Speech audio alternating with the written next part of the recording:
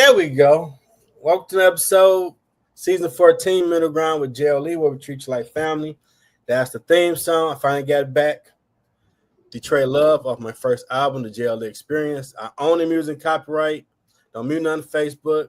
I don't see nobody on there send me nothing saying they trying to take stuff because that's getting on my nerve.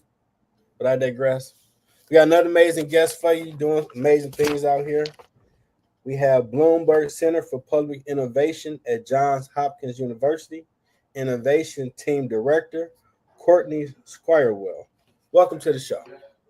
Awesome. Hi. Thank you for having me today. I appreciate sharing your journey. Now, but how did you like the sound, though?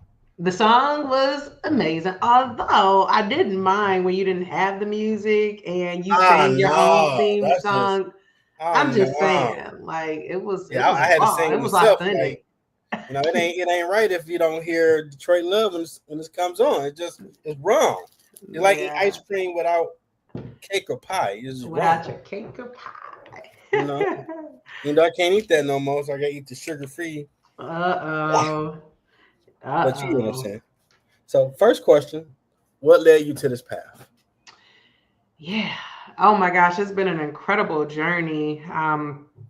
I started my career in education. I literally Okay, thought I could change the world, there right? you go. I spent 8 years in the classroom teaching and working with families and leading. Okay, And it was probably during like my third year that I realized a lot of my students were, of course, they were struggling to read. I taught in an inner city in the city. And it was one of my students that made reference to their mom and dad not being able to help them read. And instead of me like brushing off, that response, like I asked them to dig deeper. okay, And so what they were trying to describe to me through their first grade vocabulary was their parents weren't good readers. And I really wanted to understand more of that. So I convinced my all of the first grade teachers and the kindergarten teachers to do this assessment with me. We were a service learning school at the time, so it was totally appropriate. And found out that like over 35% of the parents like admitted to not being fluent readers. And it was at that time that for one, I thought that I needed to do more than what I could do behind the classroom four walls. And then secondly, I learned that there were so many amazing community-based organizations in the hmm city that offered services. And one of those organizations was Sienna Literacy Center. And called them, just cold called and told them the dilemma. They were like, oh yeah, we know about this data. I'm like, listen, what can we do to get you working with our families? And they were excited. So okay, we raised some funds through a partnership with Whole Foods. Strangely, nice. the Whole Food giant came through, and we were able to support and fund parents going through that initiative. And fast forward, I taught at another school that had a human-centered design focus. And I learned that what I was applying was a human-centered framework. And I didn't realize it, right? Like you identify a problem based off of hmm data. Um, you survey, you understand the root causes of that, and then you almost like co-create solutions that will then be scalable because you're involving those most impacted to help solve that. So I was excited to learn more. hmm I had the opportunity to go to the D school at Stanford and learn with others that were in this field. And oh my gosh, and then jumped out of education. And then that's when Okay. the pure magic happened, because having that background working with children and families like really lit that fire for the organizations that I work with to like really push them to like give more money to support these families and these children. So yes, and that's a snapshot. There's more. Okay. Keep going. I can keep going. So yeah, I had the opportunity. So there was this pivotal point when I was just like, okay, it's time to spread my wings. And being a teacher, teachers are, for one of the most incredible career journeys one could have. I Mm-hmm. absolutely loved it, but I was ready to grow, and I went to school and got all of these certificates to be a principal. And one of the principals who taught at a really nice, well, she was a principal at a really nice school. She told me, she was like, Courtney, let me tell you what my day is like. She basically said she took a notepad in the bathroom and sometimes had people following her in the Oh bathroom. no. I mean, this is real, right? Like, principals are amazing. They are not paid enough, either are teachers. And Nope. it was then For when I was real. just like, maybe I could take my impact to a different level.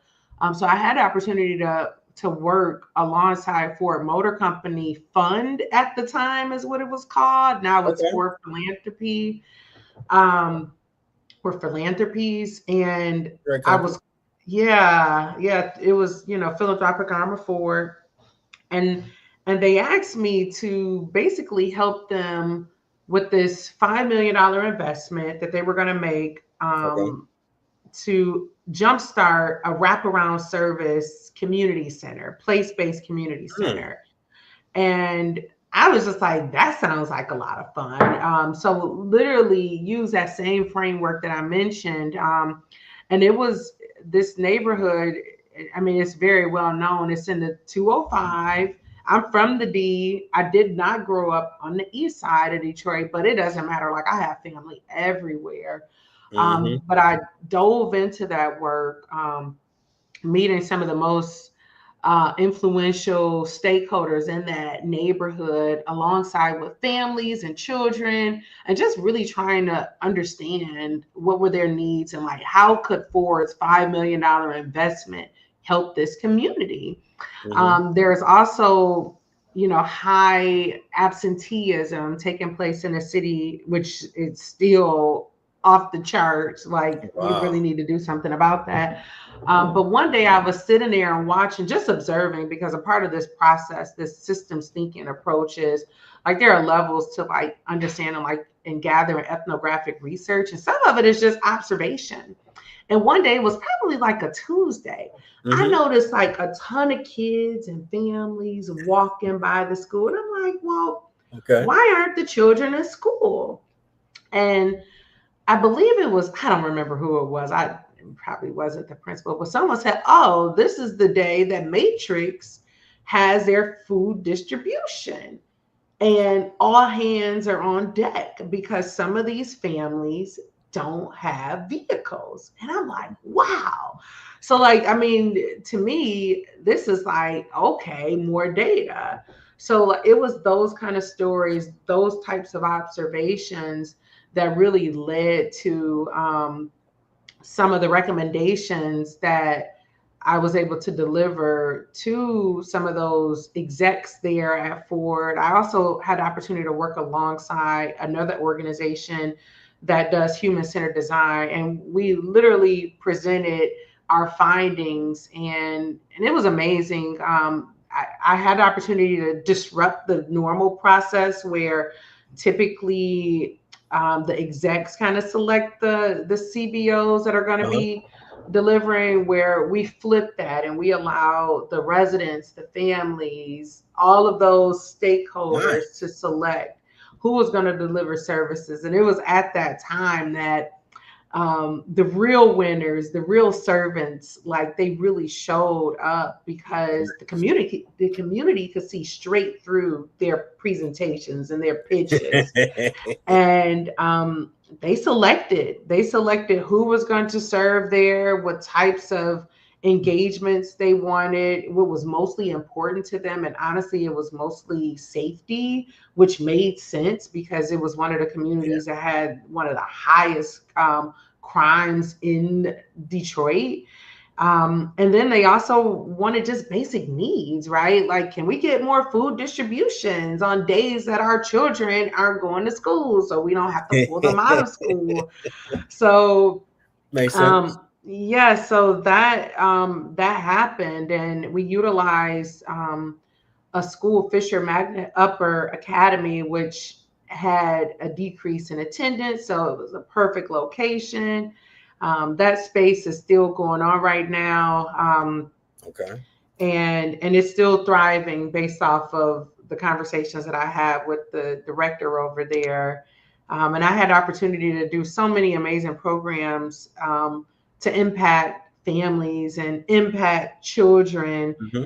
And then I came to this pivotal point where I had the opportunity. I was recruited over to go to Boys and Girls Clubs. And I thought about it. And again, it was another opportunity to use the same approach for this legacy organization that has been in the city of Detroit for Mm-hmm. over 90 years. It may be 100 at this point. I don't know exactly what their Yeah, there's my time dope is. dealer with them cookies, some girls. Oh, yeah. Oh, the boys. Oh, okay. The Boys and Girls Clubs. So, so yeah, I went over there, used a similar process. Observe, right? The kids, you go in there. It was like this huge opportunity, in my opinion, when you already know absenteeism rates are high in the city. You already know test scores are low. So use that to really figure out what it was the kids liked and pair it with the career opportunity. And one of the biggest attractions was the gaming at the time. And you would walk up in the club, all the kids would be around this small little television playing Xbox, and I Yeah. really thought we had something there. And this was a couple of years ago when the esports industry was like just starting to take off. And Oh I yeah. pitched it to my boss at the time, who, he was like, I don't know. And I'm like, listen, we can pair computer science, we can do engineering, we can do coding, we can put all of these sorts of interactive, fun engagements, and we can let the Mm-hmm. kids compete. And they can monetize, right, through streaming and all these other Look at you. ways that gamers make money. Yeah, they And do. they make money. It's a real industry. And the Red Wings Foundation was all over it. But then it gave me another job because I really didn't know about the esports industry. I just pretended that it was. I mean, I knew it was a good idea, but so then I had to hit the ground running in terms of like researching how to build that out, like what kind of support we needed from a streaming and an internet capability. And it was a full um, workload in terms of like really learning the ins and outs and the capabilities that this room and the possibilities could have for Mm-hmm. kids and the community to honestly just be entrepreneurs while having fun. And we did just that. Go. Got funding and built out the first esports lab in the club. And it was fully funded and functional. And a lot of those ideas that I took over there, even creating this way for kids to kind of like vote for some of the program partners that they wanted. I called it demo day and literally gave them a test of, or a taste, a snippet of what they could experience. And they fell for it, and they were excited, and our participation and attendance increased, and it was magical. So it's it's been a really fun journey. So that was birth innovation for you then. Innovation, right? And the key is all you have to do is listen. And like if you listen and you build it, they will come and it will sustain She itself. took it there. Okay. And you can get funding because funders love to hear stories when there's like a co-creation process taking place to create something. Okay. So Yes. what is an innovation team director? Yes. So I have the amazing opportunity to be one of 25 other Okay. innovation directors, and it's based off of $200 million Chuck E. investment. Yes, $200 million investment um, made by Bloomberg Philanthropies. And really, it's to any city could apply for this funding. And the funding is really in the form of capacity and innovation. And if you were granted this opportunity, you get a full-blown innovation team, and I lead that innovation team. And honestly, the work is all around whatever the mayor is seeking to change and fix and implement, and based off of that, there's a director, which I serve.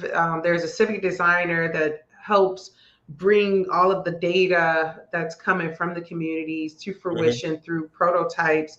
And then there's a data analytics manager that handles all of the data sets to make sure that it's a need, it's a gap, and all of our ethnographic research also matches up with that. And we literally go in there, we collect data, we provide recommendations and solutions that are co-created, and then our goal is to really implement with sustained efforts.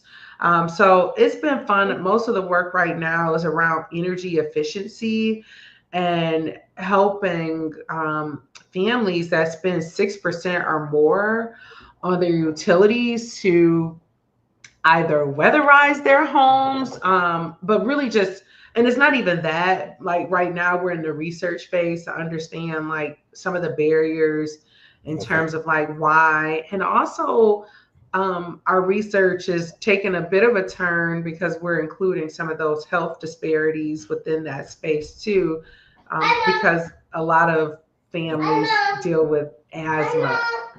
One second. So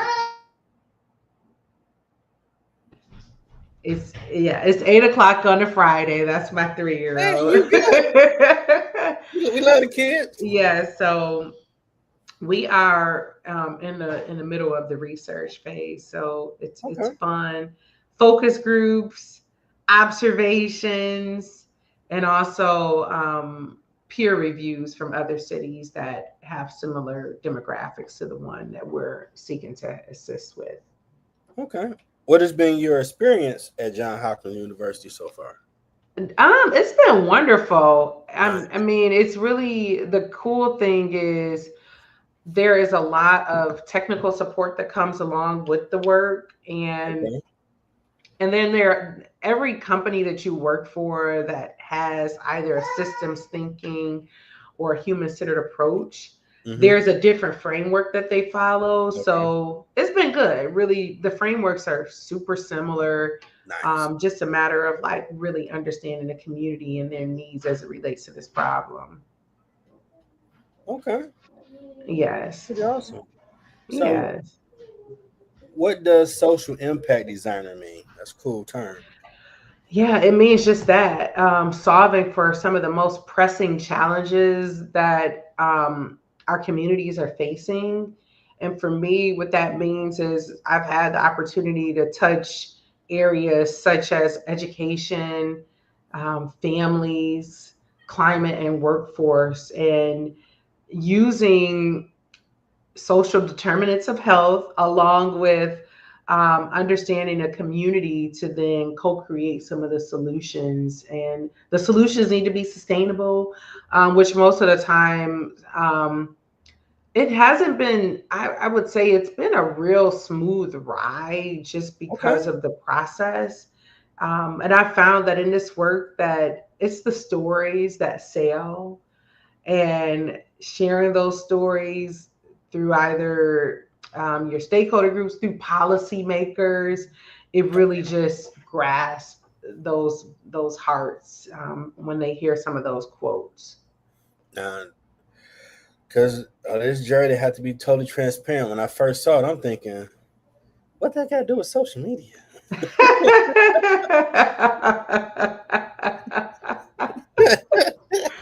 No, it's a cool term.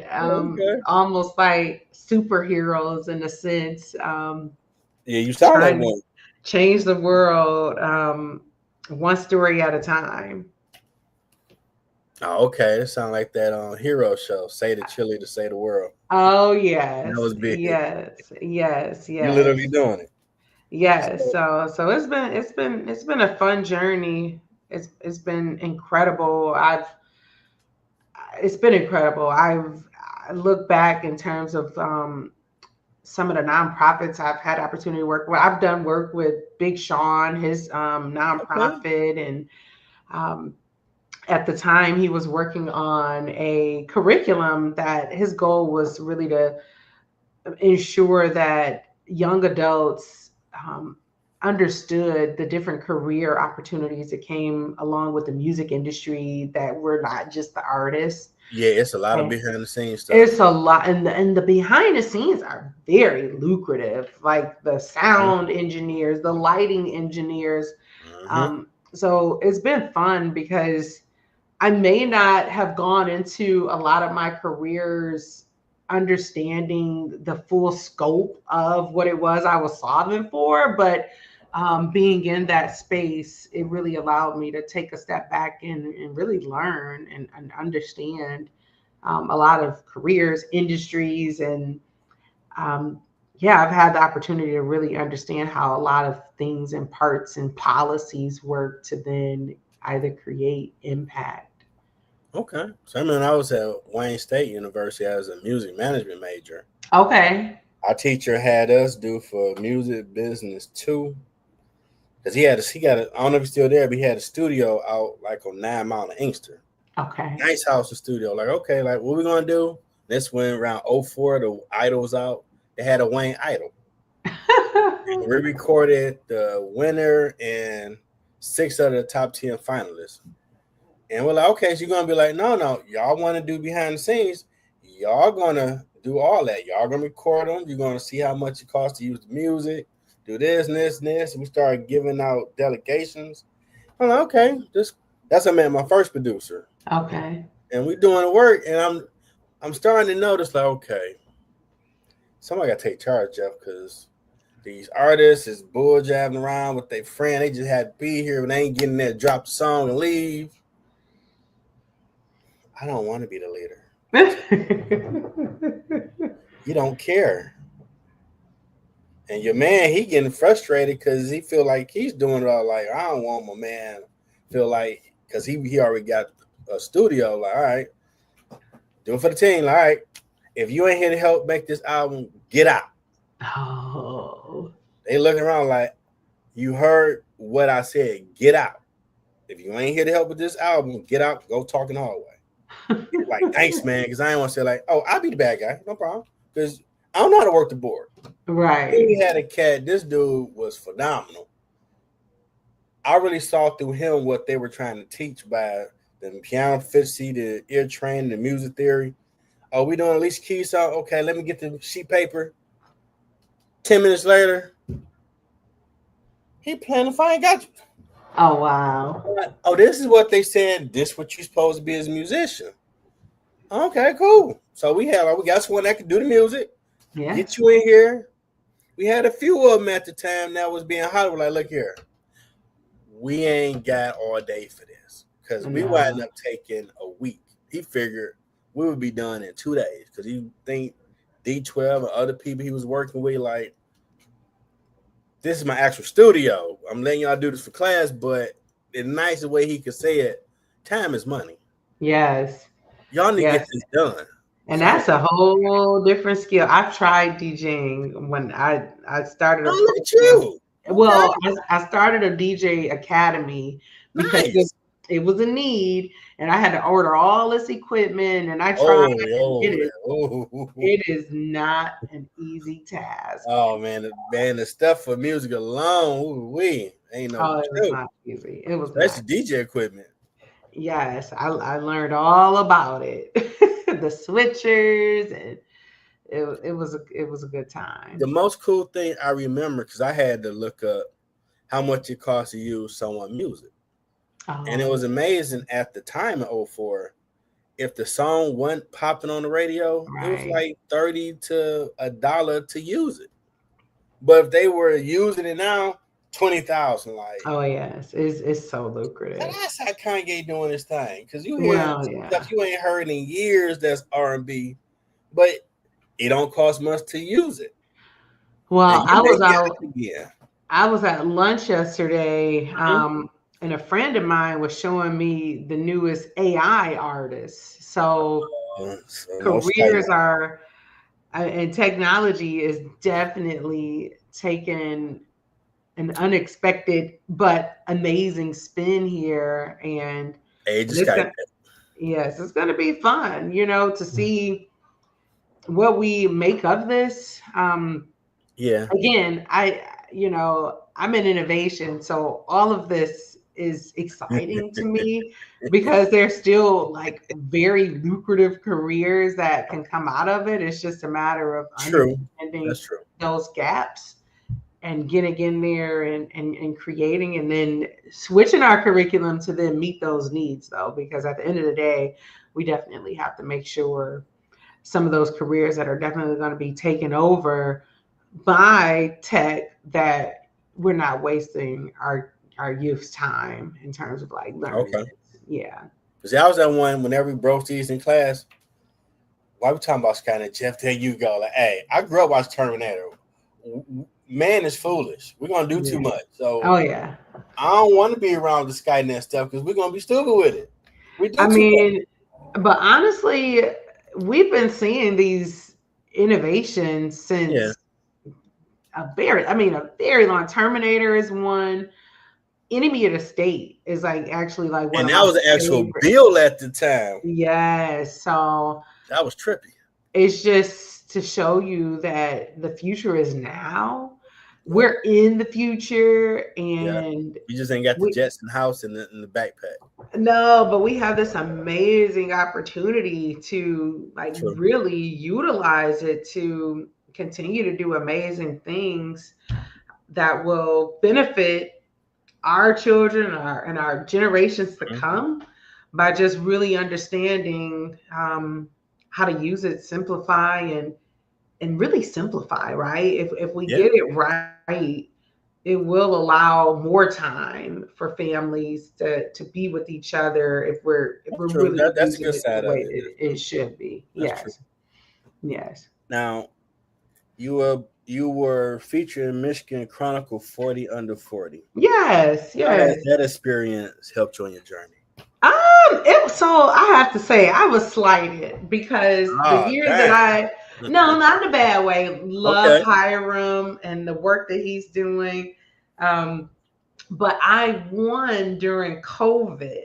So I missed the full experience of walking the stage. And so I watched it virtually. But it was cool. I honestly think that alongside with Leadership Detroit have been two amazing opportunities. Leadership Detroit and all of what it exposed all of the leaders to. I think the coolest thing that came out of that was just this network of people that I'm still connected to, and we meet up still and connect on social. I see them all around. Nice. At different engagements, and those have been two incredible opportunities. You ever thought about writing a book? I have. And if I, or when I do, I should say when I do, I think it's going to almost be a guide to, I have a lot of educators wanted to know how, like, Cortnie, how did you, and I'm not condoning folks to go jumping out of education, because I again, I said it before, I think it's incredibly one of the best careers and the most impactful careers that one can have. However, I do believe that some of those educators can create bigger impact outside of the classroom. So if I did write that, it wouldn't be to encourage folks to leave necessarily, but more so just to kind of share my journey. And and I think the one thing that I would tell educators, and this is what I share all the time, is you find your thing, whatever it is that you're excelling at while you're in the classroom, can be that one characteristic or quality about yourself that industries are looking for. Because teachers do it all, from writing reports to diagnostics to iterating on the fly, and understanding data and applying that data to new systems. And if I did write a book, it would probably be about that and that journey. That's dope. Yes. Well, reach the point. You promote, market, whatever you have coming up. The floor is yours. The floor is mine. Oh, what do I don't have anything to market other than I'm just excited that I had the opportunity to be featured today. It's an incredible platform. And the thing that I will say to all of those that have the opportunity to view this today is check out some of the other episodes as well. And it's just been great being able to share who I am, what I'm working on. I'm very easily accessible. If anyone is interested in reaching out and learning more, you could just find me on LinkedIn. It's probably the best place to catch me. And I do check my direct messages often. Because those direct messages have been so good to me. I've had one-on-ones with some of the most amazing people, and it's through LinkedIn. So you can find me on LinkedIn, Cortnie Squirewell. And yes, thank you. Okay. When you started your journey to becoming someone awesome, did you ever think you would be doing this? Oh gosh, no. Never. But I'll tell you this. I did know that when I graduated from Eastern in education, that I did not see myself being stuck in it. And then not to say stuck, but like I love people. I love getting out into the world. So I did know that I wanted to be out and interacting and meeting people and making these really unique connections. So, but never, no, because my mom was like, you go to school, you get a sustainable career, you stay in that career, you retire from that career like I did.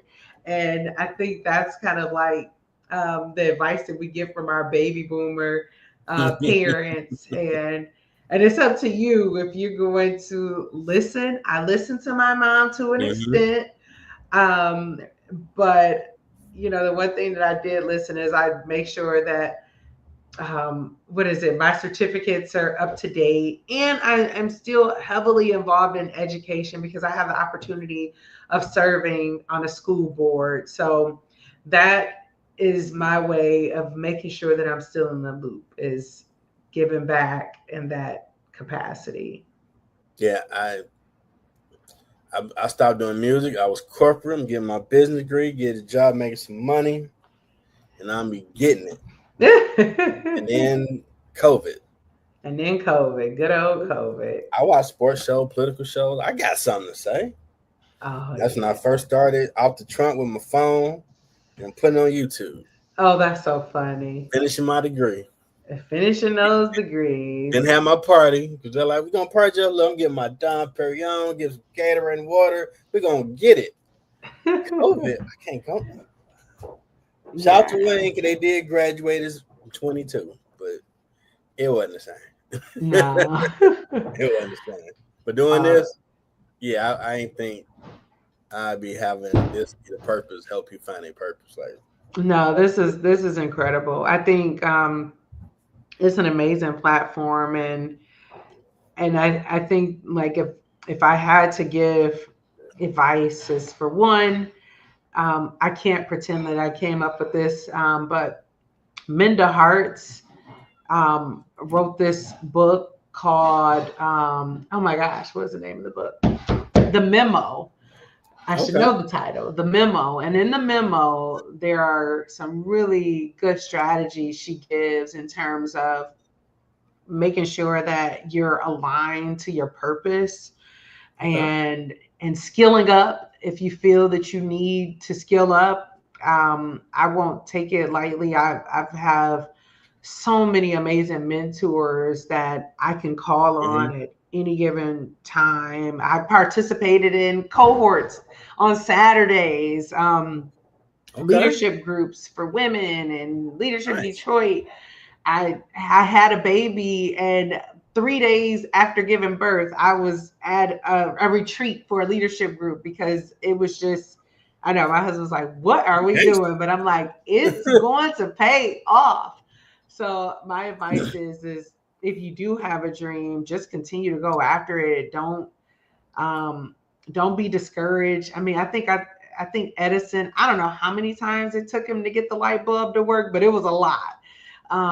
So if it is something, yeah, if it's something you're interested in, immerse yourself in that, study, find people that are aligned with that, and just continue to grow yourself and surround yourself by individuals that are determined to reach their goals. I think is the biggest key. Now, what has been your biggest challenge in your journey? Oh gosh, it's a really good question. I think I'll be very vulnerable here. Leaving a really safe career to venture out, it hasn't been a challenging aspect, but when you get into corporate America, it's not as blue skies, green grass as one thinks, right? Like there are other politics and systems that come into play when you're in those spaces. And I've experienced a layoff, and that was heartbreaking. I was doing incredible work and creating this great brand for this amazing company, which I still love. I got over the heartbreak. It took a while, I'll be honest. I've been there, being laid off, and that shock of it. Yeah, so I think that's it. That's probably been the biggest challenge, but I'll say that that's something that may not come with a safe career, like education. Educators don't typically get laid off, but thankfully I have an amazing husband who was able to sustain the family. And I also had a rainy day fund, because the cool thing about being in corporate is you get these amazing bonuses, and I did not go buy. Yeah, but I did the responsible thing. It wasn't buying like some really cool bag. I just for some reason I said, no, you should just keep it right here. And because of that, I'm grateful. But it was uncomfortable, looking for work when you needed to bring in extra funding. So I think that if I had to say, on DuckTales over there.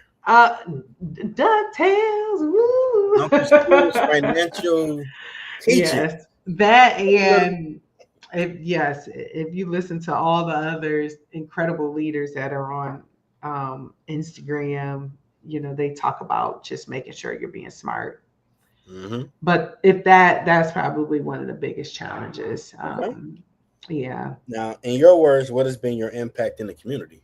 Ooh, that's a great question. I think, it's seeing the fruits of my labors, right? When I go to the east side and see the Ford Resource and Engagement Center, I'm like, I designed that room, like that artwork I helped the designer create, and I helped bring some of these nonprofits up by allowing them to have space. I actually gave a lot of nonprofits an opportunity to come try out and test their programs with some of my youth. Code 313 is a great example. Bartell was really new and he needed a space. And I said, I love what you're doing, and I'm going to trust that you will be able to deliver. And now Bartell and Code 313 is doing amazing work. Also seeing where Boys and Girls Clubs has come. They just opened, I believe, their third esports lab, and they're still doing demo days, and a lot of the programs that I, had the opportunity to create are still living on, and the youth are still experiencing that. And I guess another cool one is the train station. I was at Ford at the time when they acquired the space, and I had this amazing opportunity to build out an engagement that brought together over 200 millennials to create ideas around how the space can be used. So when I walk into the train station, I remember going in there with a hard hat, and I remember planning the first Halloween party and being in there with over 200 millennials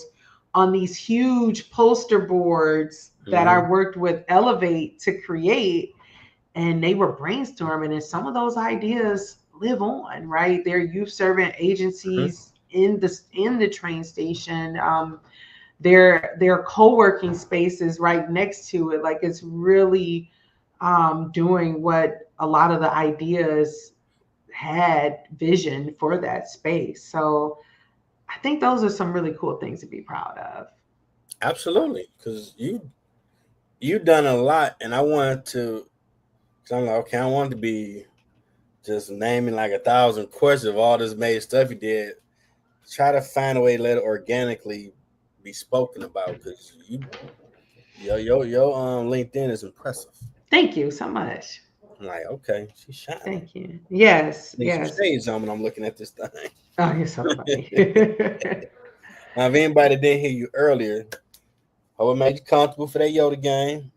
What advice do you have someone trying to find their purpose?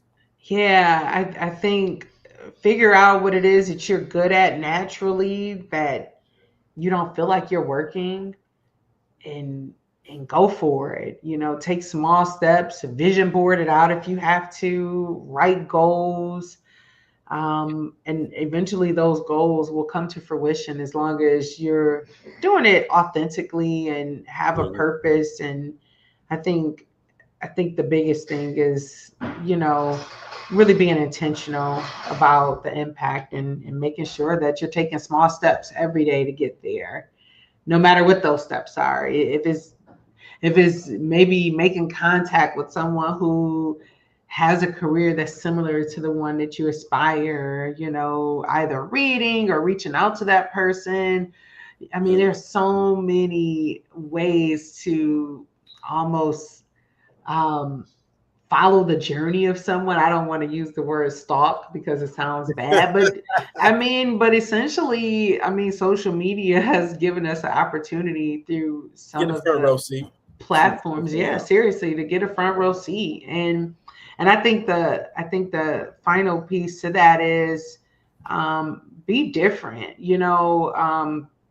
There are a lot of amazing things already taking place, but just trying to figure out how you can have your own legacy behind it, and differentiate yourself from what's already out there, I think is key, especially in Detroit. You definitely have to come with the different swag to yourself, or level of impact to really make you stand out, and go for it, and dream, and get it. That's true. This your first podcast?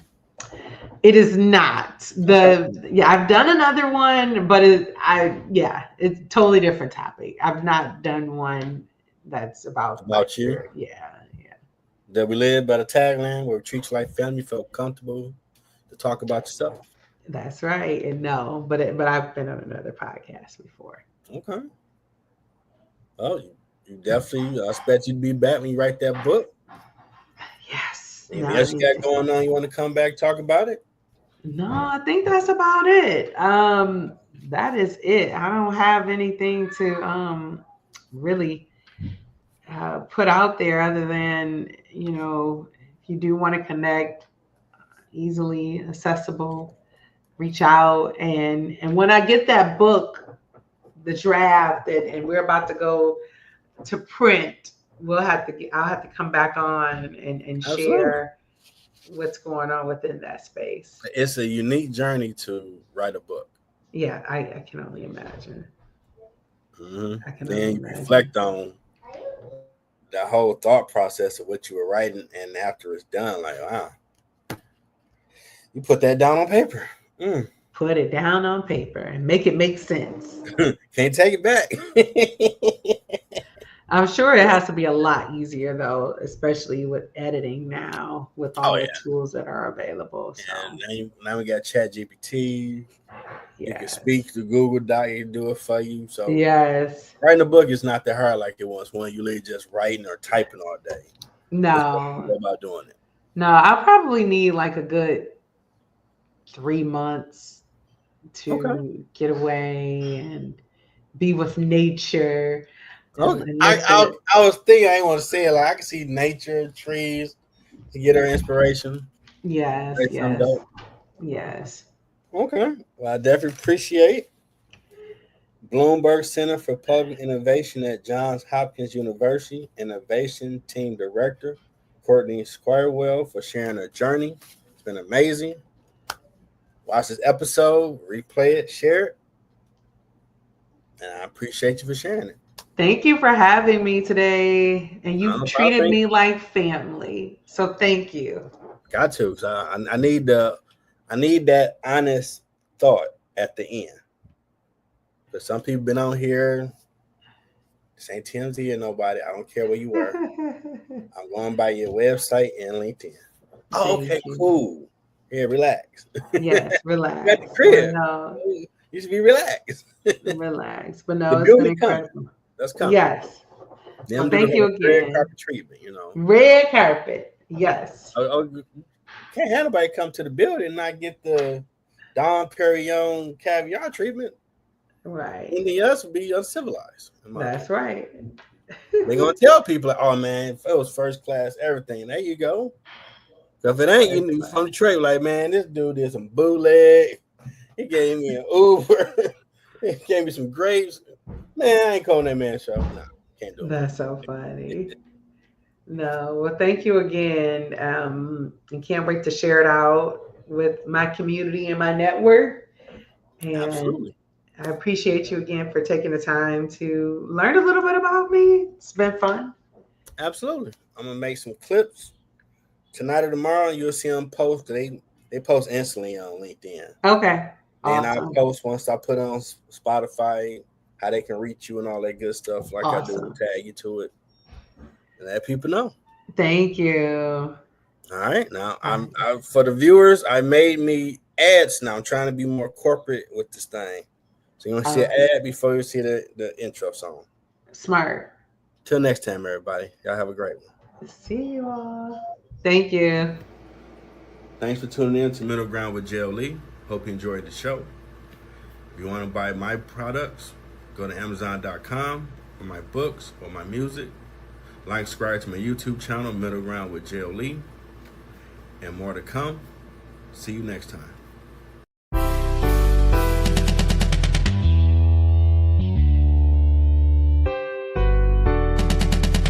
Detroit, welcome to the D, baby. 3-1.